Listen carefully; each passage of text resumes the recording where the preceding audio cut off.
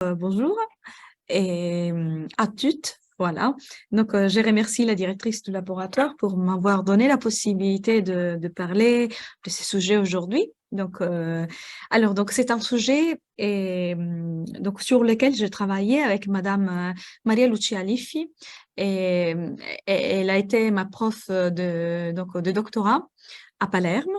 Et actuellement, donc, elle a disparu donc l'année dernière. Donc, et on a donc sur ce sujet, on a écrit un article ensemble et donc et qui va être publié chez AEP. Donc prochainement, je pense avant la fin de l'année. Et je dois dire aussi merci à la directrice pour nous avoir donné aussi donc une aide financière donc pour publier donc cet ouvrage. Voilà. Alors donc dans ces travaux, donc ce que je propose est de faire un parcours, on peut dire, et qui va marquer les similarités, les analogies entre donc ce qu'il dit donc Matteo Ricci, donc ce que donc va dire Matteo Ricci à propos donc de la mémoire et tout ça, et donc les nouvelles, on peut dire bon nouvelles, et les linguistiques cognitives et donc et surtout donc et certaines, on peut dire certaines approches de la didactique de langue. Voilà.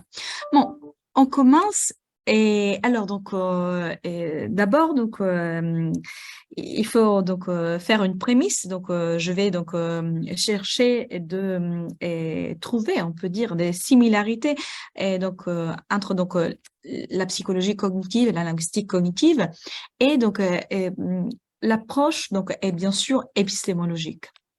Alors, donc, les textes de Matteo Ricci, donc d'abord, qui est Matteo Ricci? Matteo Ricci, donc, il est un missionnaire, jésuite de Macerata.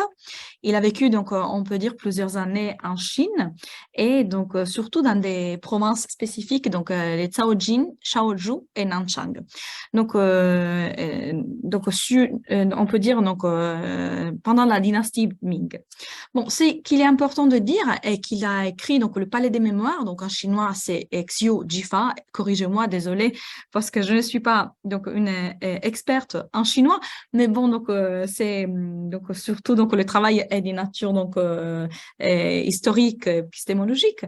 Alors donc le Palais des Mémoires c'est quoi? Donc c'est un texte qui Matteo Ricci a écrit en 1595 et lors de son séjour à Nanchang, il a traduit, donc adapté également donc à la langue chinoise un traité de mnémonique qu'il avait déjà écrit pour l'Helio Passionné.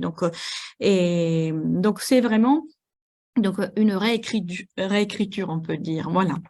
Alors, donc, ce qui est vraiment est très intéressant donc, pour nous est que donc, le Palais des Mémoires donc, est un texte qui nous donne un aperçu, on peut dire, des techniques qui concernent la mémoire. Et la mémoire est perçue comme un palais. Voilà. Et où il y a donc chaque image mentale, on peut dire, peut être mémorisée et dans des chambres où, par exemple, on imagine donc vraiment un palais où chaque idée est placée et située dans un lieu spécifique. Voilà. Donc c'est ça donc le travail qui fait donc Matteo Ricci. Alors donc et je parle d'abord donc juste pour la citer la structure donc du palais de mémoire. Donc, il est donc divisé en 6 chapitres. Donc, dans les premiers chapitres, donc il traite de la mémoire, des techniques utilisées. Surtout, dans ces chapitres, il parle du fait qu'il y a des différences. Donc, en ce qui concerne la mémorisation, les procédés de mémorisation. Donc, il dit par exemple que les jeunes, donc ils ont donc plus de facilité par rapport donc aux vieux de mémoriser les choses. Et voilà. Donc, il cite certaines, on peut dire certaines approches et donc, c'est un chapitre que je trouve très intéressant parce que vraiment, ça nous donne un peu des outils, on peut dire, rudimentaires, mais ce sont très intéressants pour parler de la mémoire. Voilà. Le deuxième chapitre, c'est vraiment un chapitre qui concerne la technique, voilà, la méthode, et il va traiter donc la disposition des images. Les troisième chapitre, donc, il nous donne donc un aperçu sur donc, la configuration des images et il nous donne beaucoup d'exemples également. Le quatrième, donc, c'est, donc, on peut dire, c'est la méthode pour construire les images. On va les voir après, des exemples également. Et le cinquième, c'est la narration des images. Donc voilà, et comment donc on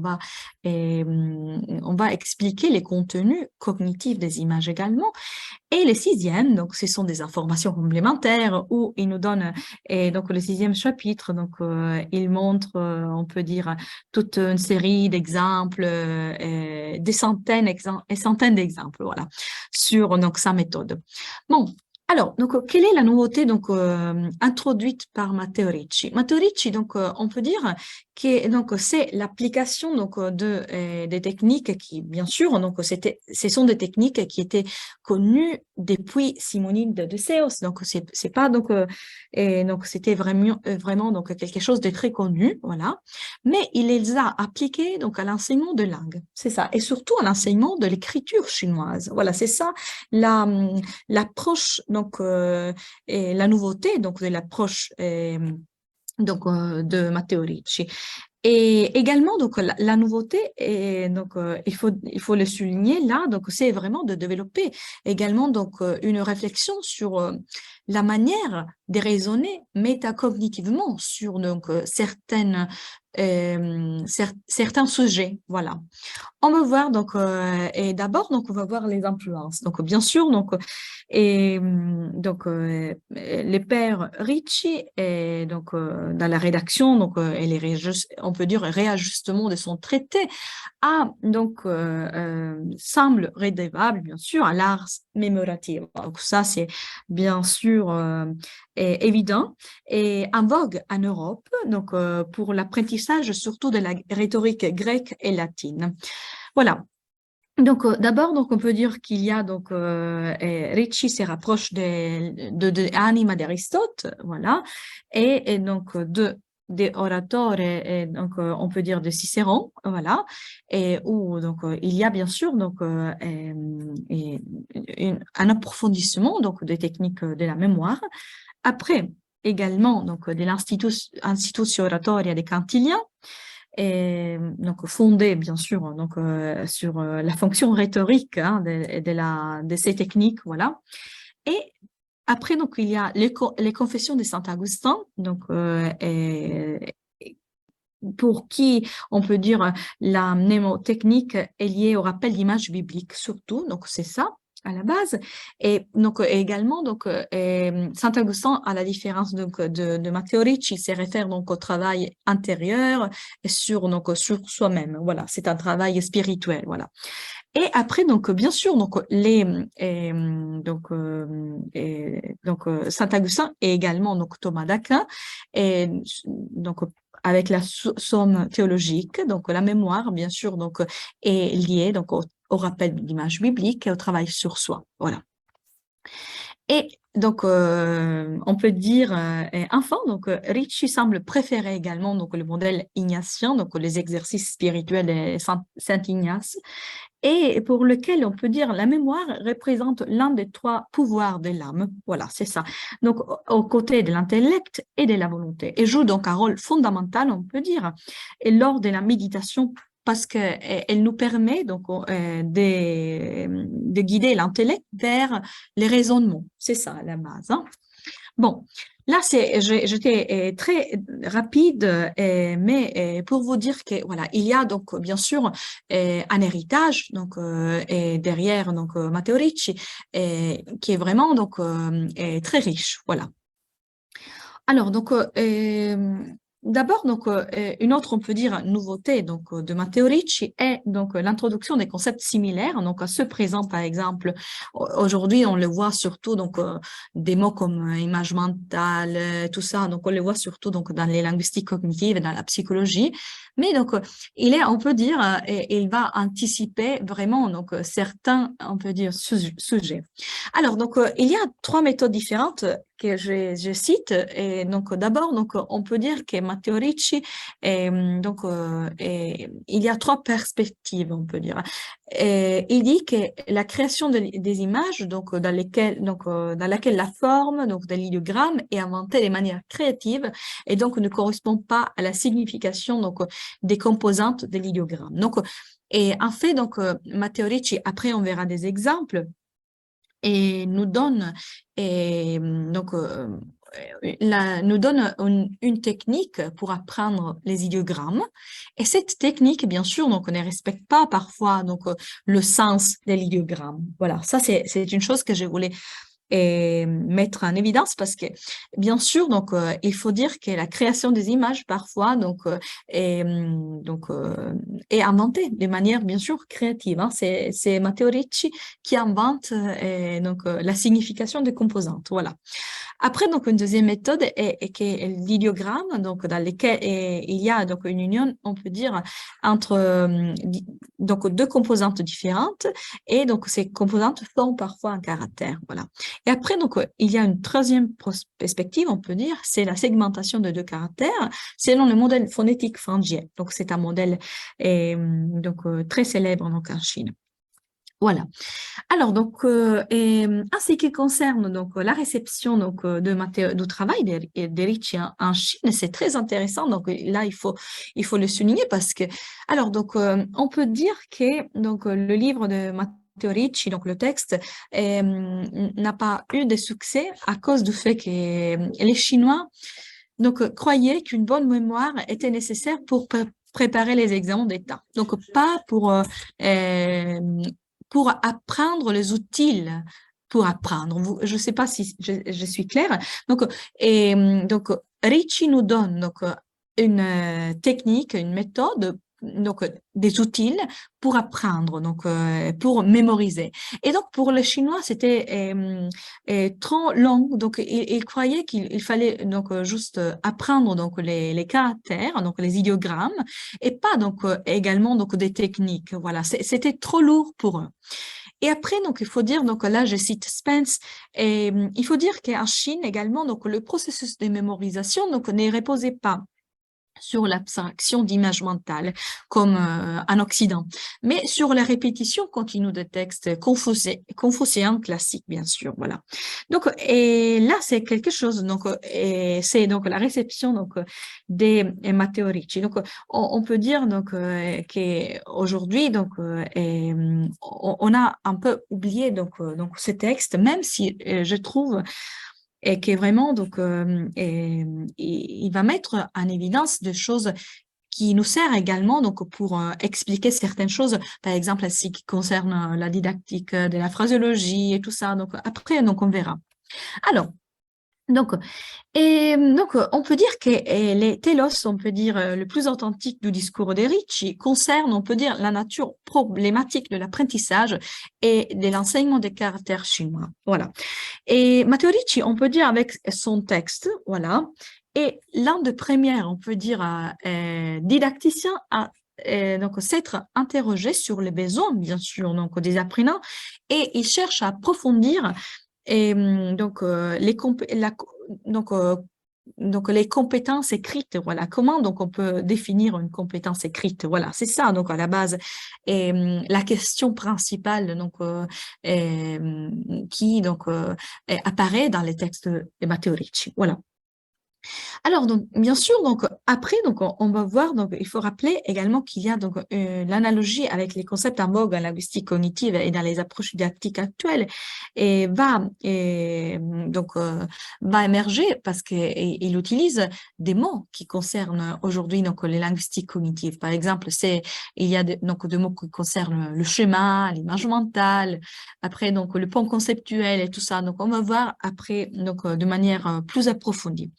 Bien sûr, le point de départ de Ricci n'est pas le même que celui des linguistiques cognitives actuelles parce que Ricci il va partir d'un point de vue particulier qui représente la métaphysique chrétienne. Voilà. En fait, pour l'auteur, pour Ricci, on peut bien sûr à partir donc de cette métaphysique, on peut distinguer un seul absolu, c'est-à-dire les créateurs, et il y a une doctrine de la création ex nihilo, c'est ça, selon laquelle la création est un acte de charité. Donc c'est vraiment, et là c'est le point de départ donc de Matteo Ricci. Bon, alors donc d'abord donc bien sûr donc bien que l'auteur parte d'une perspective donc qui est métaphysique, voilà, il tente de définir son objet d'étude et il est fait par, on peut dire, grâce à une perspective aporétique visant à mettre en lumière les recherches empiriques de son temps. Voilà, donc il est toujours, il a une approche, on peut dire, très scientifique. Voilà, il cherche d'être scientifique. C'est très intéressant ça. Je l'ai remarqué plusieurs fois dans son texte. Donc il cherche à, donc il montre vraiment donc un esprit critique. Voilà. Alors, et donc, en décrivant donc la mémoire, quand il décrit donc la mémoire, Matteo Ricci, il nous donne des exemples, par exemple, en disant que la mémoire est un entrepôt, ou par exemple, il y a donc la mémoire est considérée comme un lieu de collecte, où on parle également de la chambre de la mémoire, ou encore, je les cite, l'expérience montre que l'eau occipitale, elle est plus dure, elle est plus épais, il semble que le créateur ait placé une lourde pierre pour protéger les lieux où réside la mémoire, afin qu'elle reste secrète et impénétrable, tout comme une serrure d'entrepôt a pour fonction de fermer hermétiquement la porte. Là, donc vraiment, donc il y a une notion de spatialité qui va parcourir tout le texte de Matteo Ricci et donc bien sûr donc cette notion spatiale donc de la mémoire sera reprise également dans la construction après des images mentales. Voilà. Alors, donc, et là, oh, désolé, j'ai oublié de l'effacer. Donc, la notion de spatialité, donc, bien sûr, donc, il y a, j'ai remarqué qu'il y a donc des analogies avec les linguistiques cognitives actuelles, surtout en ce qui concerne donc la construction des images mentales. Et donc, d'abord, donc, cette conceptualisation concrète, on peut la définir et de la pensée humaine, évoque, par exemple, des métaphores qu'on rencontre surtout donc, et dans la linguistique cognitive qui concerne la métaphore conceptuelle. Par exemple, Lecoq Johnson, il nous parle donc, du fait que donc, la mémoire, donc la capacité de mémoriser, également donc, la mémoire en général, donc c'est un récipient. Donc, il parle vraiment, donc, il donne cette idée de donc, récipient, voilà, et de lieu également. Alors donc, et là donc, ce sont donc Lecoq et Johnson à nous le mettre en évidence. Il affirme que donc, et quand on parle de mémoire, on parle également donc les idées donc, on les définit comme des objets, voilà, avec lesquels donc on peut vraiment donc jouer donc avec l'esprit, c'est ça. Donc comprendre une idée, c'est la saisir, c'est ça. Donc et c'est quelque chose qui fait partie de notre quotidien.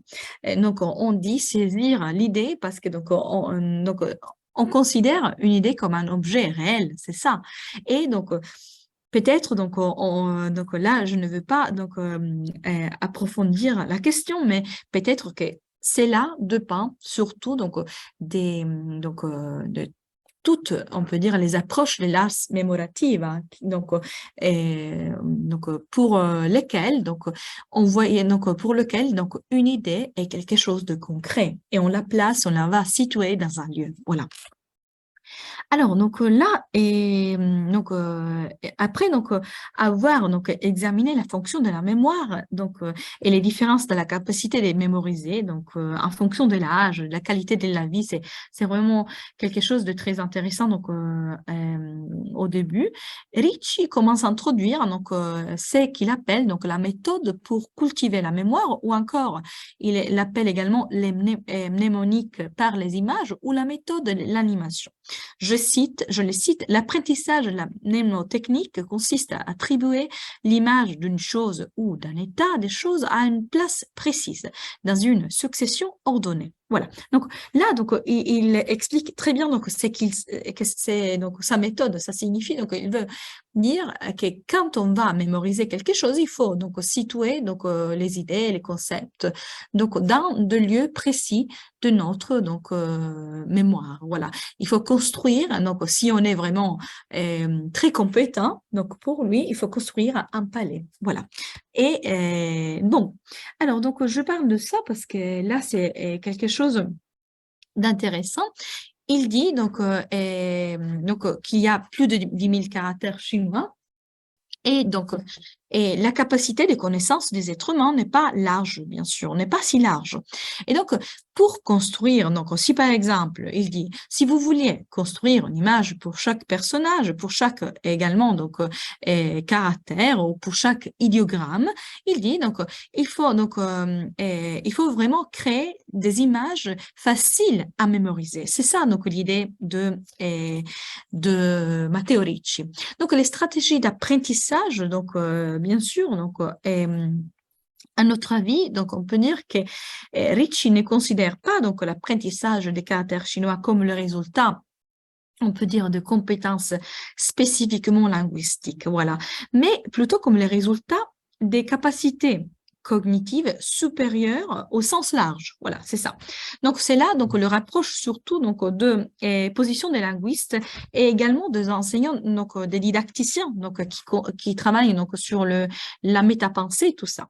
Donc, c'est par exemple Seigné qui nous les dit, qui nous les rappelle, et bien sûr, donc, elle nous dit que, par exemple, les cognitivistes s'appuient sur des travaux théoriques en psychologie et des apprentissages généraux qui incluent des recherches sur l'architecture et les fonctionnements de la mémoire. Donc, par exemple, il y a une série de mécanismes d'organisation de la pensée et de la construction, on peut dire, symbolique, donc, qui sont donc, mis en évidence. Par exemple, la reconnaissance des schémas, la mémoire, l'inférence, la prise de décision, la planification. Donc, tout ça, donc, on peut le considérer comme des mécanismes qui apparaissent également donc, dans le texte de Matteo Ricci. Voilà.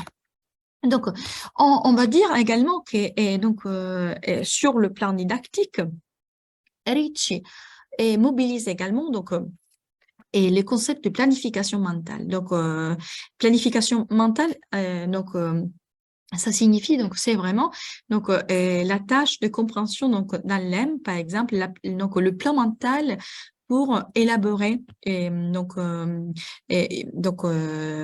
ça par exemple ça peut coïncider avec donc la traduction on peut dire mentale de la compréhension d'un mot par exemple d'une phrase et tout ça. Bon, alors donc et pour Matteo Ricci donc et c'est très intéressant parce que Ricci va prolonger donc son parcours didactique et il propose plusieurs, on peut dire, règles pour créer des images et aider donc l'élève ou l'étudiant à mieux les comprendre.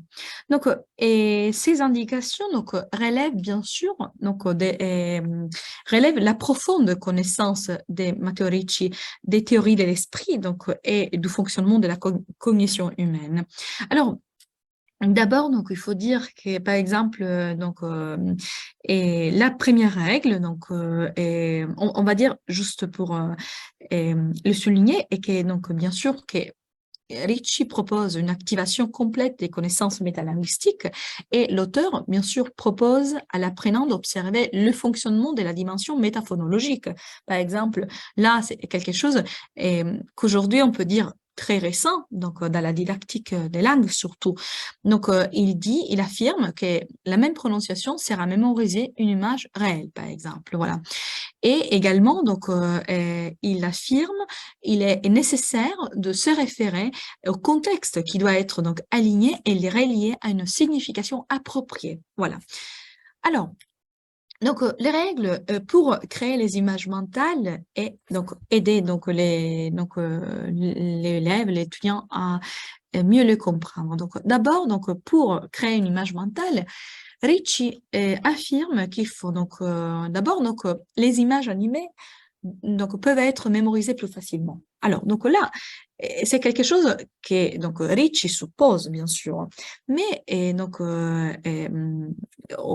aujourd'hui, donc il y a toute une série d'études qui concernent la découverte, on peut dire, sur le plan psychologique, et donc que vraiment les images animées nous aident bien sûr à mieux comprendre nos situations, voilà.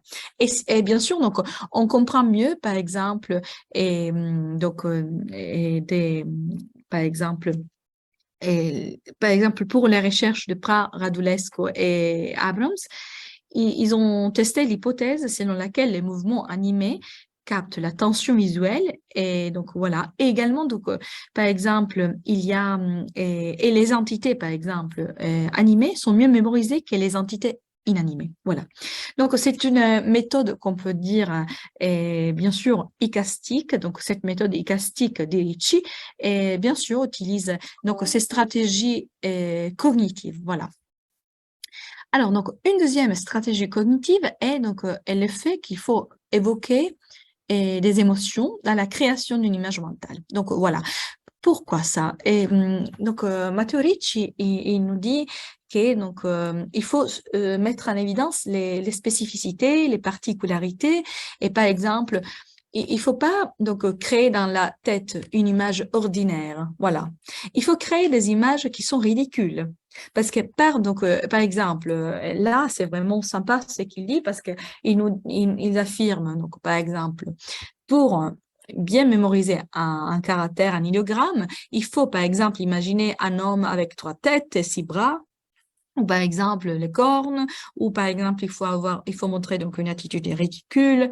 Et bien sûr, donc il faut que dans l'image mentale apparaissent bien sûr donc des sentiments de tristesse, bonheur, tout ça. Bon, après, donc, il met également en évidence un procédé qu'aujourd'hui on appelle, c'est depuis en réalité des années 70, qu'on appelle donc l'imageabilité. Donc, c'est l'imageability, c'est l'empaivio. Et, et donc, qu'est-ce que ça signifie ça? Alors, donc, c'est l'empaivio. Donc, l'imageabilité, c'est un procédé mental et pour lequel certains mots suscitent une expérience sensorielle. Donc, c'est-à-dire, qu'est-ce que ça signifie? Donc, il y a des mots qui sont plus concrets par rapport à d'autres. Donc, je vous donne un exemple. Alors, si je dis interrompre une relation, c'est c'est une phrase qui est donc très abstraite, voilà, qui ne donne pas une image mentale, voilà. Mais si je dis couper les ponts, c'est la même chose. Donc le sens est le même, mais donc là, vous voyez l'image. Donc il y a une sorte de narrativité qui est cachée et on la voit par le mot. Voilà. Donc cette capacité, on peut dire, à imaginer le référent. Voilà, c'est ça à la base. Hein. Donc, Paivio, surtout, suggère l'hypothèse du double codage. Donc, c'est-à-dire que les mots concrets et abstraits sont stockés en mémoire d'une manière différente, et alors que les mots concrets présentent une représentation verbale et picturale, on peut dire imaginative également, les mots abstraits ne donnent qu'une représentation verbale. Voilà. Bon, bien sûr, donc Ricci, et donc là sur ces sujets, et donc je dois citer bien sûr Ricci. Ricci, il dit s'il y a deux choses réelles, elles sont mémorisées en construisant une image de deux. Donc s'il y a des concepts mais pas des choses réelles, l'abstrait est mémorisé en les dérivant du concret. Donc la chose la plus importante pour Matteo Ricci est de créer toujours des images qui sont animées, qui sont en mouvement et qui sont concrètes. Voilà, on doit voir et l'image est comme dans la réalité. Voilà. Alors, quatrième point, donc la quatrième règle pour créer l'image est le fait de stimuler chez les apprenants une conscience métacognitive. Qu'est-ce que ça signifie? Alors, la conscience métacognitive, c'est le fait que généralement, nous mémorisons par exemple le gouvernement au moyen d'un monarque, non, d'un roi. L'éducation par un citoyen ou par exemple par un élève, un étudiant généralement. La pitié filiale par exemple par un fils. Donc, vous voyez, donc, il faut donc chercher toujours d'avoir la possibilité de réfléchir sur les images. Si l'idéogramme donc est difficile à donc à mémoriser, donc voilà, il faut donc le subdiviser pour donc avoir une certaine facilité d'apprentissage et de mémorisation, bien sûr. D'abord des mémorisations. Alors, et après, donc, une autre chose, là, je l'avais dit, mais donc, il faut les répéter. Donc, c'est l'effet de transformer donc, un concept ordinaire et statique et complexe, en quelque chose de mobile, donc qui va qui va bouger, bien sûr, bien sûr. Alors, par exemple, et, il affirme qu'il faut vraiment donc s'efforcer donc de créer des nouvelles attitudes et des gestes et bien sûr donc et transformer les images mentales, voilà. Et bien sûr les images inanimées doivent être toujours être transformées donc en images animées donc et chercher à et donc vraiment il faut avoir une expérience sensorielle, voilà. Bon, je procède.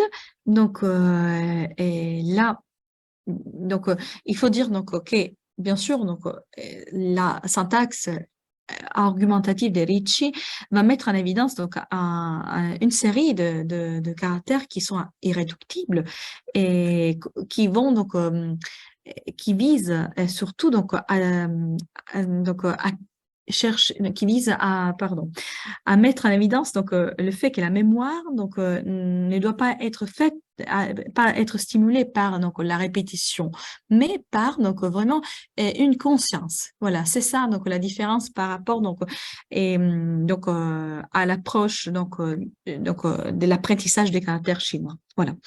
Alors et c'est vraiment donc important. Et Ricci donc apporte on peut dire une contribution très large aux pratiques de catégorisation cognitive.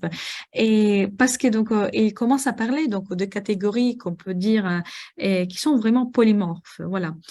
Et donc, le processus d'apprentissage des idéogrammes chinois donc, devient l'icône d'un processus imaginatif. Et grâce à différents donc, types de mécanismes cognitifs. Voilà. Et en fait, donc, il est dit déjà ici, donc il dit, nous allons représenter ci-dessus une centaine de caractères comme modèle. Le savant donc, devrait prendre donc, intérêt à élargir donc, ses connaissances ou les prendre comme une aide pour créer des schémas mentaux. Voilà. Alors, donc là, et il commence à mettre en évidence le fait qu'il faut donc établir donc des positions. Qu'est-ce que ça signifie? Donc, on a parlé du palais, donc on parle de lieu et on parle bien sûr de position. Donc, où placer dans notre tête à la base, hein, c'est ça? Donc, dans notre tête et donc les images, voilà, ou les mots qu'on apprend, ou les idéogrammes qu'on apprend, voilà. Donc, on peut dire que la première étape est donc mise en évidence par donc Matteo Ricci et donc le fait qu'il faut déterminer a priori donc les endroits où il faut donc situer le concept mémorisé. Voilà, c'est ça. Et donc ça signifie donc que bien sûr et, c'est par exemple, si, et pour mémoriser, par exemple, et là, je vous donne un exemple, c'est juste pour vous donner un exemple. Imaginons que il faut mémoriser les verbes. Voilà. Et alors, donc, on va les représenter sous forme de serviettes colorées, par exemple. Et vous les placez, et donc, par exemple, sur un banc en bois qui se trouve à l'intérieur d'une pièce d'un grand bâtiment. Voilà, par exemple. Il faut apprendre, par exemple, je ne sais pas, et les colocations. Et alors, donc, on va les placer. Donc, il faut vraiment donc, les représenter et donc, en utilisant donc, des objets réels et en les situant dedans quelque chose. Voilà. Il faut donc, et dedans la chambre donc, ou dedans donc, un endroit, il faut créer donc, plusieurs sources, et on peut dire, des mémoires. Voilà, c'est ça. Alors, la deuxième étape est bien sûr donc, pour mémoriser et quand on va créer une image mentale, voilà, c'est ça à la base. Donc, par exemple, nous sommes ici. Je vais, par exemple, je vais mémoriser quelque chose. Et alors, donc, je n'ai choisi pas de lieux qui sont difficiles où donc c'est vraiment compliqué de mémoriser quelque chose. Par exemple, je ne vais pas choisir de lieux avec beaucoup de confusion, avec des bruits. On va choisir toujours des lieux, on va privilégier des lieux réels, bien sûr, et calmes. Voilà. Donc réel, ça signifie de lieux qu'on a vécu, par exemple. Voilà. Par exemple, normalement, Matteo Ricci, il nous dit qu'il est préférable de vraiment créer des similarités entre donc le lieu qu'on connaît dans la vie réelle, voilà, par exemple son propre appartement, donc le jardin et tout ça, et donc la chambre, voilà, et donc le palais qu'on va construire dans notre tête, le palais bien sûr de concept à la base, hein, c'est ça. Donc on peut bien sûr créer des lieux qui sont à moitié entre donc les réels et l'imaginaire. Mais là, donc il dit, mais là c'est particulier parce qu'il dit là c'est les secrets des secrets, voilà, parce que c'est vraiment difficile.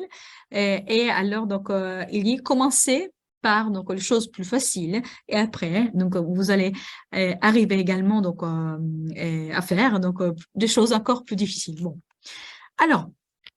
Il y a d'autres étapes décrites par Ricci qui définissent bien sûr comment on peut dire mémoriser toujours des concepts particuliers.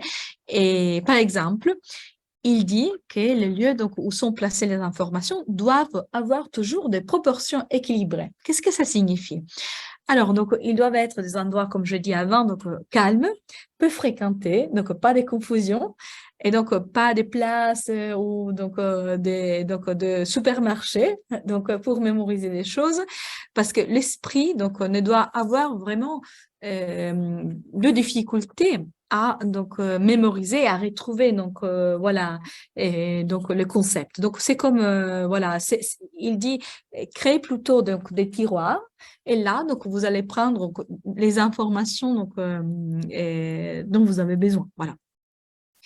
Après, donc, bien sûr, donc, il dit également que les idées donc mémorisées, donc les lieux mentaux donc équilibrés, donnent, on peut dire, et lumineux également, et donc sont on peut dire plus facilement et donc repérés. Voilà. Alors.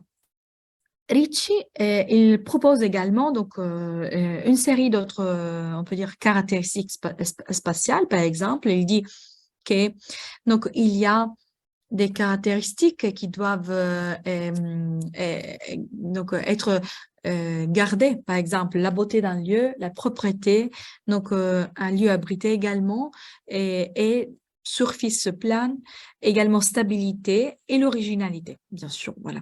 Donc c'est toujours donc la même chose. Donc quand on va mémoriser donc les objets, donc il faut qu'on donc qu'on utilise donc des stratégies bien sûr particulières comme j'avais dit avant donc l'effet d'utiliser des objets choquants, voilà, des idées choquantes également. Pour le lieu, en revanche, il faut trouver des lieux calmes où il y a donc une certaine stabilité, où il y a aussi une reconnaissabilité des lieux également. Donc c'est là et donc les lieux où situer donc les idées doit être toujours un lieu donc calme, voilà. Bon, alors donc et là je vous donne un exemple pour donc vous donner je vous donne un exemple. Alors donc les, on va regarder donc l'énoncé suivant. Donc deux images sont liées, considérant la première moitié comme l'initiale et la seconde moitié comme la finale. Alors donc là, qu'est-ce qu'il nous fait? Donc Ricci il nous propose également donc une idée de blending à la base, c'est ça, donc amalgame. Donc, il dit que quand on des fusions conceptuelles, voilà. Et donc parfois donc également donc la fusion conceptuelle qui lui propose par exemple entre donc le mélange donc de deux caractères par exemple ou deux idéogrammes et nous permet donc de vraiment donc de les rapprocher de la linguistique cognitive par exemple, voilà. Alors, je voulais juste dire là, et une autre chose, oui, alors, oui, je me suis un peu perdue, désolée. Alors, oui, alors, donc, là, je voulais dire quelque chose qui concernait, c'était juste pour arriver après donc et à l'exemple suivant. Alors donc ici, il dit donc que par exemple, regardons par exemple un sage donc qui a donc qui est habillé comme un savant confucéen, voilà. Et il tient dans sa main donc une assiette de jade blanc, voilà, blanc, voilà qu'il met dans une boîte décorée d'or et à ses côtés, donc, et il se tient un marchand étranger qui montre 10 pièces d'argent, qui se tourne cordialement vers lui pour le lui vendre. Voilà. Donc, ici, il dit, donc, imaginons donc ça, c'est vraiment très compliqué à mémoriser. Et il dit, il faut toujours mémoriser donc des choses, des manières séparées. Par exemple, il y a trois phrases suivantes. Donc, j'ai ici un beau bijou, je les mets dans un coffret et je les cache ou je cherche un bon acheteur pour l'acheter. Voilà, c'est ça. Donc là, c'est donc l'idée est toujours donc la même, c'est donc donc de créer et une facilité donc de mémorisation. Voilà. Par exemple, également pour les objets. Il parle des objets, il dit le grain, par exemple, il peut, et quand on pense à l'idée, donc à un iogramme qui symbolise les grains, par exemple, ou le vin. Donc le grain doit être, donc, par exemple, déposé dans une grange, ou le vin dans un calice, ou encore l'or dans un sac. Voilà. Donc, il dit toujours que il faut rendre les images les plus simples possibles. C'est ça la base. Donc, le but de Matteo Ricci.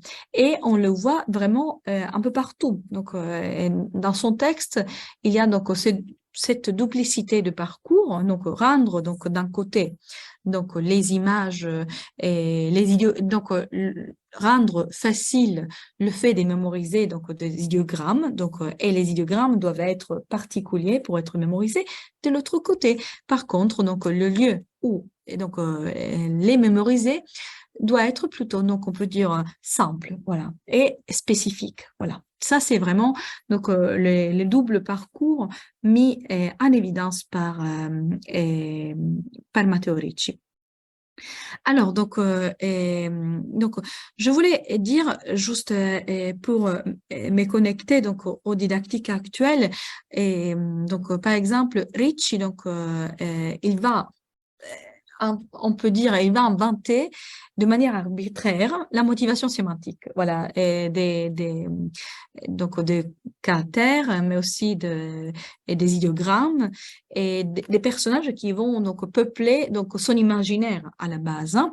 Et donc il utilise donc une technique de storytelling, c'est ça, et donc et cette on peut dire, motivation sémantique arbitraire, hein, c'est particulière. C'est quelque chose qui nous rappelle les études de Boers et Lindströmberg et qui ont, par exemple, ils ont traité la question de la motivation en didactique des langues étrangères. Et il affirme, par exemple, le fait que quand on va développer des stratégies d'apprentissage et qui concernent, par exemple, imaginons couper les ponts, voilà, une phrase comme couper les ponts, voilà. Il y a donc, ou encore perdre son temps, par exemple. Il faut donc expliquer une phrase comme celle-là à des étudiants.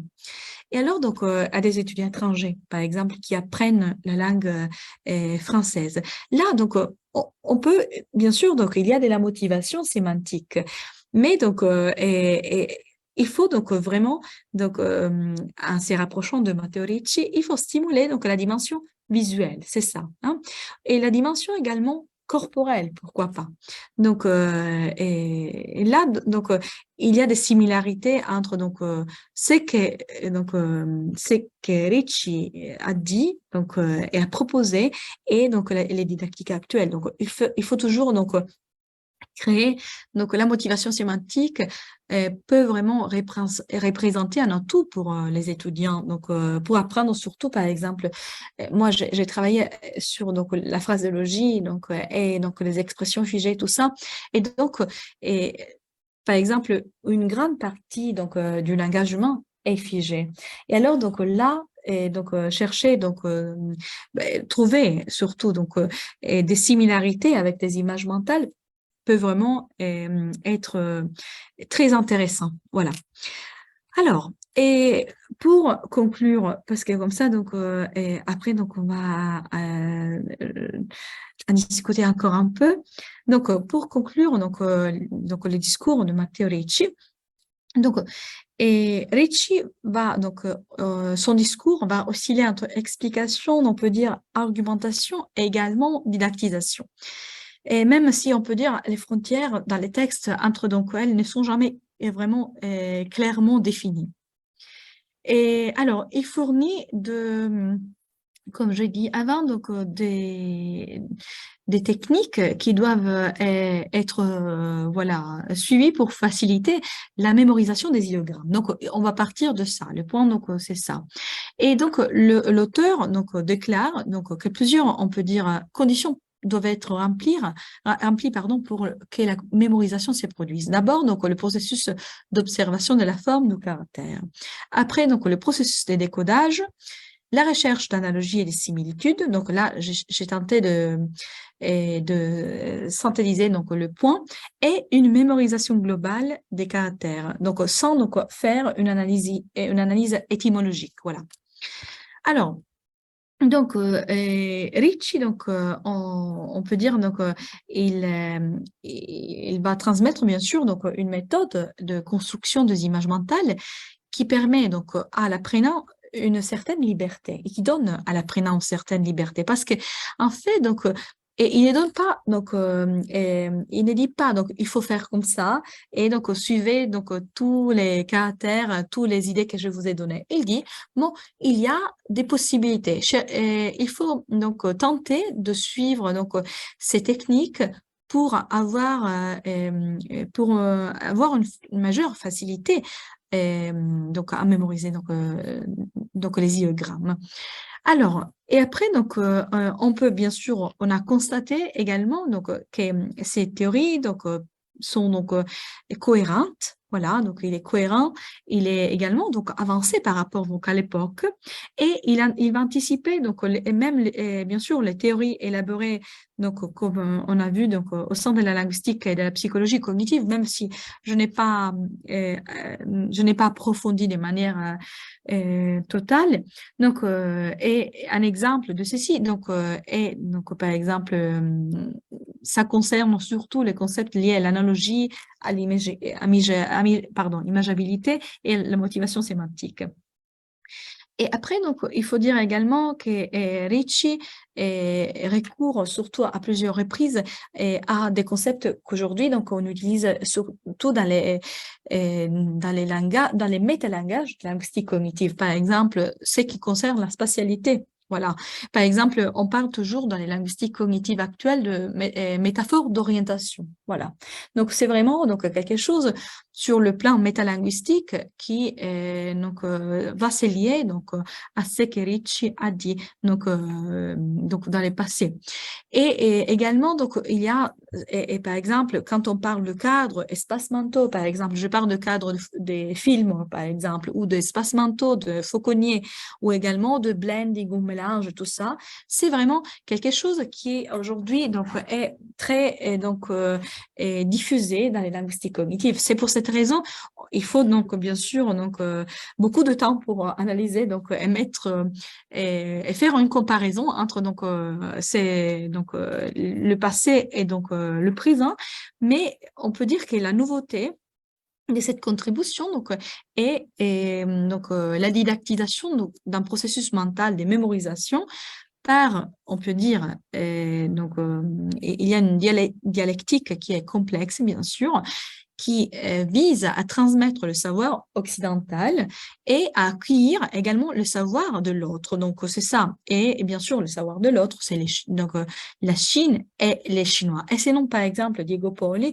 Et donc, c'est une perspective qu'on peut appeler inculturative. C'est ça. Donc, Ricci, qu'est-ce qu'il va faire? Donc, je cite Diego Paoli. Il va faire, donc, il est capable de définir l'espace de médiation et de compréhension mutuelle et donc, les résultats donc, est un message apte à relier deux civilisations qui jusque-là étaient vraiment étrangères l'une à l'autre. C'est ça. Donc, c'est ça, on peut dire, et je m'arrête ici, la nouveauté de Matteo Ricci. Bon, j'espère, je vous remercie de votre attention et bon, j'espère, désolé pour et certains oublis et merci encore une fois.